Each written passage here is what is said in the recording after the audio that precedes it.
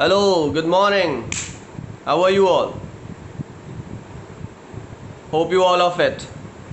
Look, today we will discuss about the strategy for the exam. मुझे बहुत से बच्चों ने पूछा कि सर हम क्या करें, हम लर्न करें, मल्टीपल चॉइस क्वेश्चन आएगा तो कैसे करें, क्या ये सारे के सारे हमें जो लॉग आंसर्स है उसे लर्न करने हैं। तो let me clear you one thing. देखो, जब तुम आंसर्स पढ़ते हो, हम साइंस में क्या करते हैं, हम एक चैप्टर में तकरीबन 15 से 20 क्वेश्चन या मोर देन 15 क्वेश्चन हम लोग रख रहे हैं। अच्छा, जब साइंस क्वेश्चंस आप पढ़ते हो तो आपको अल्टीमेटली आपका कॉन्सेप्ट क्लियर होता रहता है, ठीक है।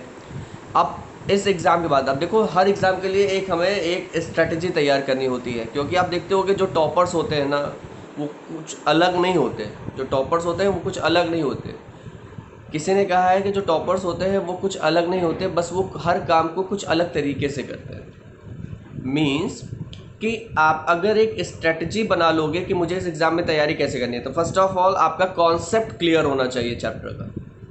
जो इतने भी चैप्टर आपके एग्ज़ाम में आ रहे हैं उसका कॉन्सेप्ट क्लियर होना चाहिए। तो you have to clear your concept. Concept जब आपका क्लियर होगा तो मैं आपको एक बात बताऊँ, आपको आंसर्स याद करने की भी ज़रूरत नहीं पड़ेगी। अगर आपका कॉन्सेप्ट क्लियर होगा तो ये कोई ज़रूरी नहीं कि आप आंसर को रटो। मुझे लगता है कि अगर आप रटने से ज़्यादा अगर आप समझने की कोशिश करोगे तो आपको जल्दी से चीज़ें याद भी हो जाएगी। और एक चीज़ मैं आपको बता दूं कि आप एग्ज़ाम में अपनी लैंग्वेज में आंसर लिख सकते हो। मीन्स मुझे कॉन्सेप्ट चाहिए कि मतलब अगर क्वेश्चन जो कॉन्सेप्ट चाह रहा है, आप वो कॉन्सेप्ट मुझे दीजिए। और ये मैटर मत करिए कि एग्जैक्टली जो सर ने बोला है वही लैंग्वेज हमें एग्ज़ाम में लिखनी है। नहीं, आप अपनी लैंग्वेज यूज़ कर सकते हो। अपनी लैंग्वेज ये नहीं कि अब तुम बांग्ला में लिख दो। मीन्स कि आप क्वेश्चंस को अपनी लैंग्वेज में लिख सकते हैं। आप मुझे कॉन्सेप्ट चाहिए उसमें, आंसर में जो कॉन्सेप्ट क्वेश्चन पूछना चाह रहा है, जो चीज़ें क्वेश्चन पूछना चाह रहे हैं वो मुझे आंसर में चाहिए। अच्छा, स्ट्रेटजी क्या हो गया? जैसे मल्टीपल चॉइस क्वेश्चन है तो मैं तुम्हें एक चीज़ बताऊँ, मल्टीपल चॉइस क्वेश्चन में लॉन्ग आंसर तो आएंगे नहीं कि लॉन्ग आंसर आपको मैंने मल्टीपल चॉइस में दे दिया कि आप इसको लॉन्ग आंसर लिखिए, इसमें से बताइए कौन सा आंसर सही। नहीं ना। तो इसका ये मतलब है कि मल्टीपल चॉइस क्वेश्चन में कॉन्सेप्ट हमारा अगर क्लियर होगा तो क्वेश्चन कहीं से भी आएंगे, हम कर लेंगे। तो इसका मतलब मैं पहले एक चीज़ बता दूं कि आप जो आपके बुक में एक्सरसाइजेस दी गई, जो एनसीईआरटी की बुक है, तुम कहोगे सर मेरे पास बुक तो है नहीं, तो आप हम लोगों ने हर चैप्टर्स के आपको पीडीएफ प्रोवाइड कराए हैं। तो आपको एक्सरसाइज के क्वेश्चंस पढ़ लेने हैं। वो बहुत छोटे छोटे हैं, जैसे आपके उसमें है ऑड वन आउट है, फिल इन द ब्लैंक्स है, ट्रू फॉल्स है। ये सारी चीज़ें आपको तैयार कर लेनी है। और वन लाइनर टाइप क्वेश्चंस हैं, तो ये आपके ऑलरेडी तैयार, अगर आपने लॉन्ग आंसर्स तैयार कर लिए होंगे तो ऑलरेडी आपके ये तैयार हो चुके होंगे। और ये आप बिल्कुल मत सोचना कि सर आप क्या करें, अभी तो आप हम लोगों ने सारे लॉन्ग आंसर्स याद कर ली हैं। तो कोई बात नहीं, आप याद कर लो। अभी नेक्स्ट फिर एग्जाम जल्दी ही होंगे हमारे, जिसमें हो सकता है कि आपसे लॉन्ग आंसर्स के ही टेस्ट लिए जाए। तो आपको क्या करना है कि आपको मल्टीपल चॉइस क्वेश्चन तैयार करने हैं। जैसे आज के जो क्लासेस है, आज की जो क्लास है उसमें क्वेश्चंस आए हैं हुए हैं,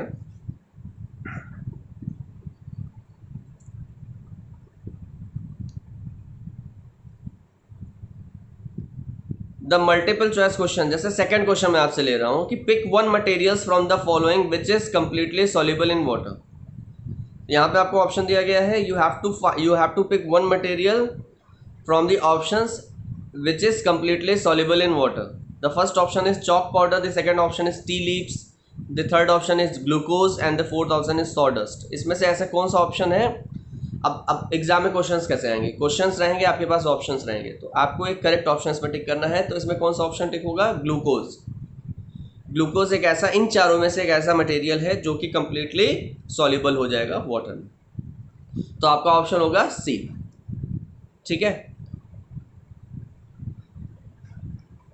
इसी तरह से और एक क्वेश्चन है, क्वेश्चन नंबर 4 इसमें दिया हुआ है, which of the following materials is not lustrous. इसमें गोल्ड दिया हुआ है, सिल्वर, वुड, डायमंड। तो इसमें आपको ये चीज़ें बतानी, आंसर बताना है। तो ये आंसर आप तब कब बता पाओगे? जब आपका कॉन्सेप्ट क्लियर रहेगा। ठीक है। Find the odd one out from the following, Tawa, स्पेट, pressure cooker, eraser. इसमें से आपको बताना है कि इसमें से ऑड वन आउट कौन सा है। मैंने सारे के सारे आंसर दिए हुए हैं विद डिस्क्रिप्शन। आप याद करने, लर्न करने, रटने की वजह आप कॉन्सेप्ट समझने की कोशिश करो। मुझे लग रहा है वो आपके लिए बेटर होगा। ठीक है। और बिल्कुल भी परेशान मत हो, एग्जाम में ले पेपर बहुत अच्छा होगा आपका, मुझे पता है, मुझे भरोसा है इस चीज़। अब जैसे एक क्वेश्चन दिया हुआ, which type of the following material is use for making the front glass wind screen of a car? The option is transparent, translucent, opaque and all of the above. तो अगर तुम्हें ये कॉन्सेप्ट नहीं पता होगा कि which type of material is called transparent या translucent material क्या होते हैं या ओपैक मटेरियल क्या होते हैं, तब तक आप इस क्वेश्चन का आंसर नहीं कर पाओगे। That's why I am saying again and again कि आपको कॉन्सेप्ट क्लियर होना चाहिए। अगर आपको ट्रांसपेरेंट, ट्रांसलूसेंट, ओपैक इन सारी चीज़ों का कॉन्सेप्ट क्लियर है तो इस क्वेश्चन का आंसर आप बहुत ईजिली दे सकते हो। क्लियर? अच्छा, एक चीज़ और मैं बताऊं तुम्हें, तुम्हारा जो टाइम ड्यूरेशन है 30 मिनट्स है पेपर देने का, मतलब you have to complete your paper within 30 minutes, ठीक है। टोटल नंबर ऑफ क्वेश्चन 25 है, तो आपका अल्टीमेटली आप ये समझ के चलो कि आपको एक क्वेश्चन पे 1 मिनट मिल रहा है। 1 मिनट में आपको कुछ मिनट्स आपके 1 मिनट में 60 सेकेंड्स होते हैं, तो आपके 10 to 15 सेकेंड्स आपके जाएंगे, 10 to 20 सेकेंड्स जाएंगे आपके क्वेश्चंस और ऑप्शन पढ़ने में। तो आपको एक क्वेश्चन का आंसर 40 सेकेंड्स में करना है। दूसरी चीज़ ये है, अगर आप देख रहे हो कि आप उस क्वेश्चन का आंसर आपको नहीं आ रहा है, तो आप ऐसा नहीं है कि आप उसी क्वेश्चन पे अपना पूरा टाइम स्पेंड कर दो। मूव ऑन, आप नेक्स्ट क्वेश्चन को देखो।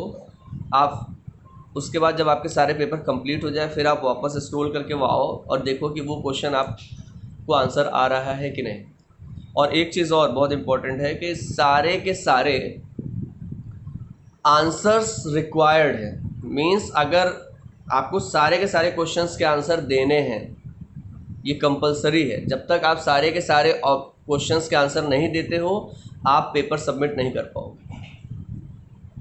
मीन्स आपको आंसर्स देने ही हैं, या अगर आपको किसी क्वेश्चन, अगर ऐसा कोई क्वेश्चन होता है जिसके आंसर नहीं आ रहे, उसमें से भी आपको एक ऑप्शन चूज़ करना ही होगा, तभी आप पेपर सबमिट कर पाओगे। ओके, आज का जो क्लास है उसमें हमने मल्टीपल चॉइस क्वेश्चन दिया है, मैंने दोनों चैप्टर में से, आप उसको पढ़ लेना। फिल इन द ब्लैंक्स दिया है, जैसे अगर मुझे लग रहा है कि जो पेपर आ सकता है उसमें, जैसे मान लो फिल इन द ब्लैंक्स दिया हुआ है, पहला क्वेश्चन ये दिया गया है कि the method of separating seeds of paddy from its stocks is called dash, ठीक है। तो ये क्वेश्चन हो गया। उसके बाद उन्होंने 4 ऑप्शन दे दिए, उसमें से तुम्हें ऑप्शन मिल गया threshing, filtration, evaporation, sedimentation and decantation, ठीक है। तो you have to choose correct one, तो आपको थ्रेशिंग लिखना होगा। इस तरह के क्वेश्चन आ सकते, इसलिए मुझे लग रहा है कि ये क्वेश्चन आने के चांसेस भी हैं, बहुत ज़्यादा हैं, जैसे fill in the blanks type. अब लाइक एक ट्रू फॉल्स मैंने दिया हुआ है, a mixture of milk and water can be separated by filtration, this is true और फॉल्स। तो आपको ये क्वेश्चन दे देगा और ऑप्शन में दे देगा ट्रू और एक ऑप्शन दे देगा false, you have to choose correct one. तो मुझे लग रहा है कि इस तरह के क्वेश्चंस को भी आपको बहुत अच्छी तरीके से तैयार कर लेना चाहिए। मैंने चैप्टर 4 के भी अलग अलग क्वेश्चन दिए हुए हैं। 5 object which can be made from would, ये तुम्हारे बुक के क्वेश्चंस हैं। Select those object from following which shine, इस तरह के क्वेश्चंस मैंने दिए हुए हैं, तो उसको पढ़ लीजिएगा। रटने की जरूरत नहीं, आपका कॉन्सेप्ट क्लियर होगा तो आप ऑलरेडी ये सारी चीज़ें कर लोगे। जैसे एक क्वेश्चन मुझे लग रहा है कि एग्जाम में आ सकते हैं इस तरह के question, find the odd one out from the following. The question is find the odd one out from the following. The first question is the first question is chair, bed, table, baby, cupboard. तो तुम्हारा क्या होगा? Baby होगा। This is odd one out because all others are non-living. Second question is rose, jasmine, boat, marigold, lotus. Boat because all others are flowers. Aluminium, iron, copper, silver, sand, all others are metals. इस तरह का एक odd one out दे सकते हैं क्योंकि easy होगा ये multiple choice question में देना। तो इसीलिए आज मैंने ये सारी चीज़ें आपको दी हुई हैं कि ये सारी चीज़ें आप पढ़ो। मेन चीज़ ये है कि आपका कॉन्सेप्ट क्लियर होना चाहिए। क्वेश्चन कहीं से भी आ सकता है, let me clear you one thing, question कहीं से भी आ सकता है। चैप्टर सिर्फ मैंने बताए हैं कि चैप्टर कौन कौन से आएंगे, ये मैं आपको नहीं एश्योर कर सकता कि क्वेश्चन कहाँ से आएंगे। तो इसके लिए आपका कॉन्सेप्ट क्लियर होना चाहिए। क्वेश्चंस के लिए आप ये मत कहिएगा सर आपने ये क्वेश्चन मुझे दिया नहीं था। कॉन्सेप्ट होता है साइंस में, कॉन्सेप्ट आपको क्लियर होना चाहिए। क्वेश्चंस तो हम कहीं से भी बना सकते हैं, ठीक है। और बिल्कुल भी डरने की ज़रूरत नहीं है, एग्ज़ाम है और मेरे बच्चे एग्ज़ाम में बेस्ट करेंगे ही करेंगे, ठीक है। और एक चीज़ और, अगर आपको कोई भी प्रॉब्लम आ रही है तो आप मुझे मैसेज करो, मुझे व्हाट्सएप करो, अब मैं आपकी प्रॉब्लम सॉल्व करूँ, ठीक है। All the best for exam. Thank you.